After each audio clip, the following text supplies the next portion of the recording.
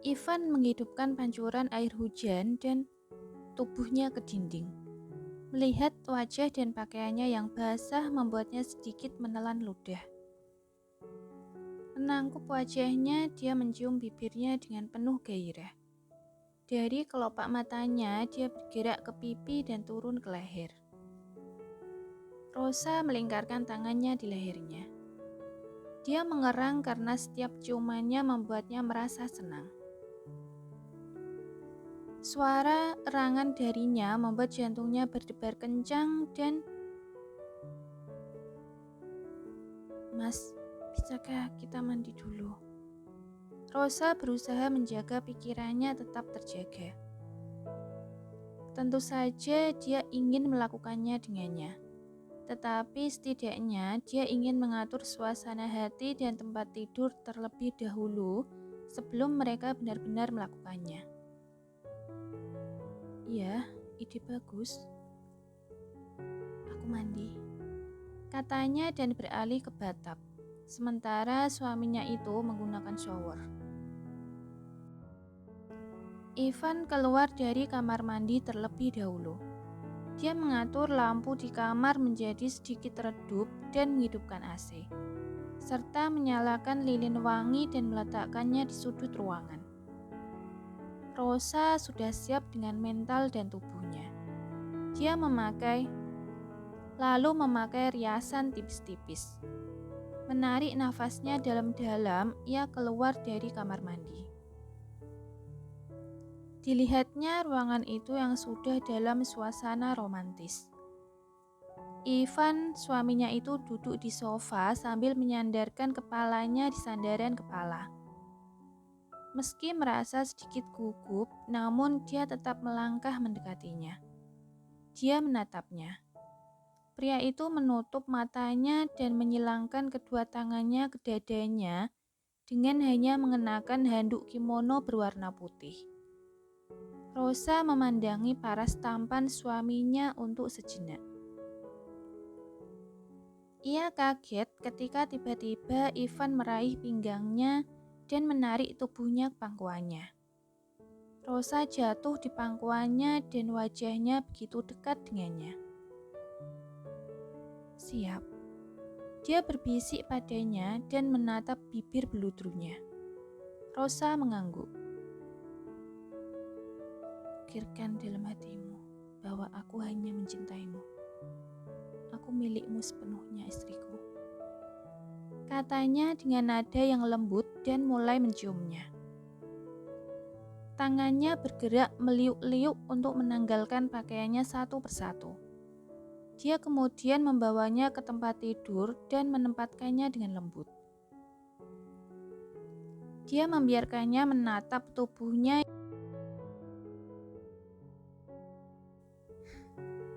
"Aku sangat beruntung menikahi istriku yang..." Dia bergumam, membuat Rosa mengalihkan pandangannya. Sebenarnya dia sangat malu sekarang. "Rileks, aku akan melakukannya perlahan." Dia berbisik dan kemudian melepas handuk kimononya, menunjukkan bentuk perutnya yang sempurna. Tok, tok, tok. Pintu segera dibuka oleh seorang pria berkacamata. Wajahnya tenang, namun udara di sekelilingnya yang begitu dingin bisa membuat bulu kuduknya langsung berdiri. Ini belum bertemu dengan pria yang ingin dia temui sekarang. Pria itu lebih menakutkan daripada orang yang membuka pintu barusan. Menghela nafas, dia berjalan mendekati meja di dalam ruangan tersebut. Diletakkannya amplop dari tangannya di atas meja, dan pria yang duduk di kursi yang saat ini membelakanginya berkata, "Kamu sudah mendapatkan apa yang aku minta." Ia mengangguk dan menjawab dengan terbata-bata,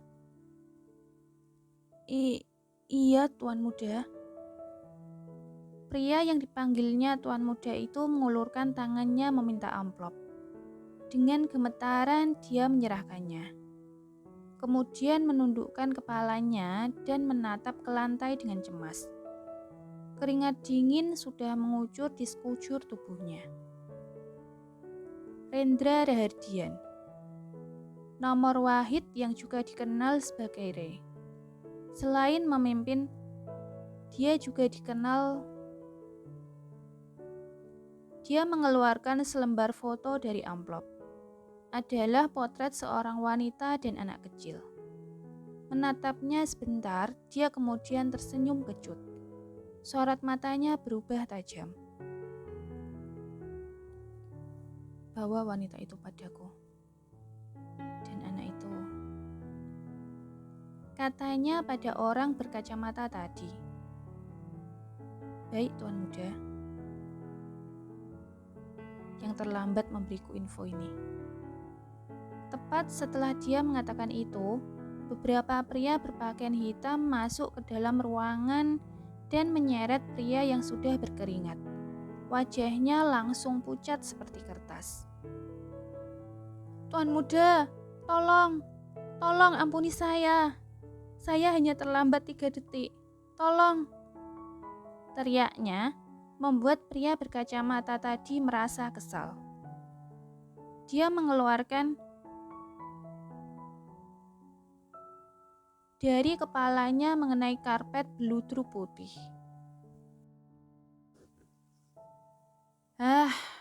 Kau mengotori karpet baruku. Ucap Ray lalu berdiri dari kursinya. Meraih jasnya, dia berjalan keluar dari ruangan. Sayang. Ya, Rosa masih sibuk dengan belanjaannya. Hari ini mereka pergi berbelanja di pusat kota.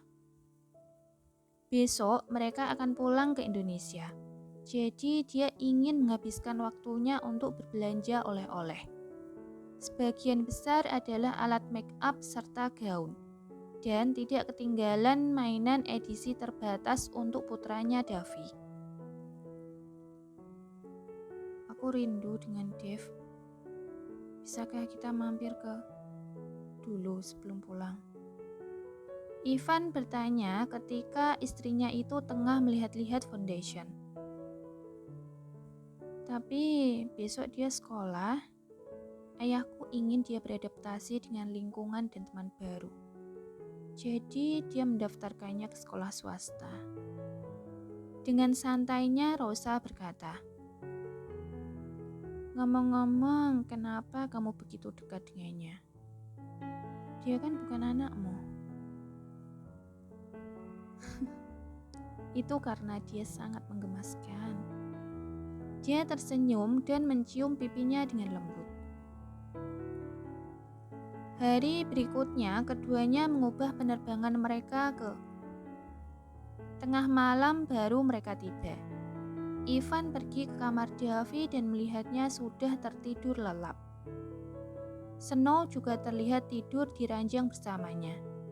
Sepertinya si kucing benar-benar menyayangi tuannya. Duduk di pinggir tempat tidur, dia membelai rambutnya. Rosa yang bersandar di daun pintu menatapnya dengan penuh kasih.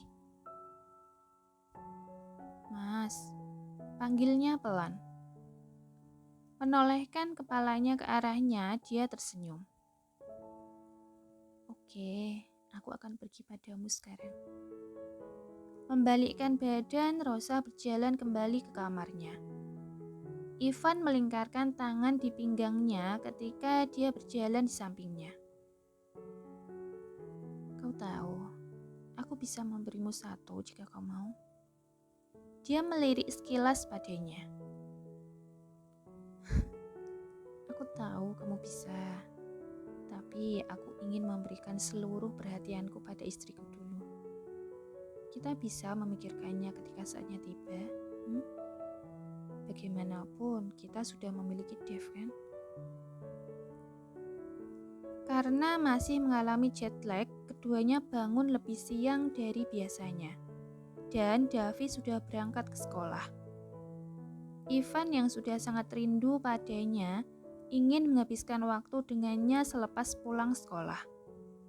Dia meminta Pak Danu untuk tidak mengirim pengawalnya, karena dia sendiri dan Rosa yang akan menjemputnya.